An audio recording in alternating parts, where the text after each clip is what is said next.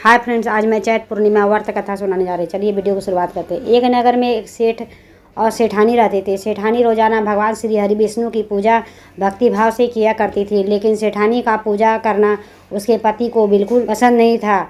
इस कारण एक दिन सेठ ने उसे घर से निकाल दिया। सेठानी घर से निकलकर जंगल की ओर चल दी। रास्ते में सेठानी ने देखा कि जंगल में 4 आदमी मिट्टी खोद रहे हैं। ये देखकर सेठानी ने उनसे बोला कि आप लोग मुझे किसी काम पर रख लो। सेठानी के कहने पर उन्होंने सेठानी को नौकरी पर रख ली। सेठानी बहुत कोमल थी, इस वजह से उसके हाथ पर छाले पड़ गए। यह देखकर चारों आदमी ने सेठानी से काम छोड़ने की बात कही। उन्होंने कहा कि इसकी जगह तुम हमारे घर को काम कर दो। सेठानी का मान जाने पर उसे घर में ले आए और वहाँ वे चारों आदमी 4 मुट्ठी चावल लाते और उसे बांटकर खा लेते। ये देखकर सेठानी को बहुत बुरा लगता।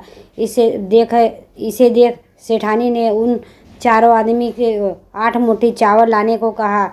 सेठानी की बात मानकर चारों आदमी 8 मुट्ठी चावल लाए।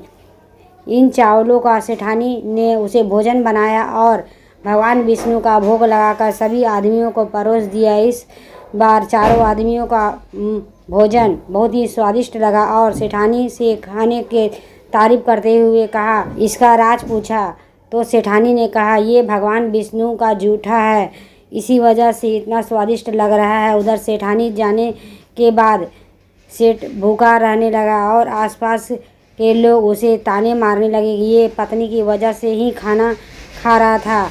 लोगों की यह बातें सुनकर सेठ सेठानी को जंगल में देखने निकल गया। रास्ते में उसे वहीं 4 आदमी मिट्टी खोदते हुए दिखाई दिए। सेठ ने उन्हें कहा कि तुम मुझे काम पर रख लो। तब चारों आदमी ने उसे काम पर रख लिया, लेकिन सेठानी की तरह मिट्टी खोदने से सेठ के हाथों में भी छाले पड़ गए। ये देखकर उन्होंने सेठ को काम करने की सलाह दी। सेठ भी उनकी बात मानकर उसके घर चल दी। ये देखकर उन्होंने सेठ को भी घर का काम करने की सलाह दी। सेठ को भी उनकी बात मानकर घर पर चल दिया। घर पहुंचकर सेठ ने सेठानी को पहचान लिया, लेकिन सेठानी घूंघट में होने के कारण सेठ को पहचान नहीं पाई। हर दिन की तरह इस बार भी सेठानी ने भगवान विष्णु का भोग लगाकर सभी को भोजन परोसा, लेकिन जैसे ही सेठानी सेठ का खाना परोसने लगी तो भगवान विष्णु ने सेठानी का हाथ पकड़ लिया और कहा, ये तुम क्या कर रही हो? सेठानी बोली, मैं कुछ भी नहीं कर रही हूँ, मैं तो भोजन परोस रही हूँ। चारों भाइयों ने सेठानी से कहा कि हमें भी भगवान विष्णु का दर्शन कराओ। सेठानी के अनुरोध करने पर भगवान विष्णु ने उन सभी के सामने प्रकट हो गए। यह देखकर सेठ ने सेठानी से क्षमा मांगी और उसे हाथ पकड़कर घर चलने को कहा।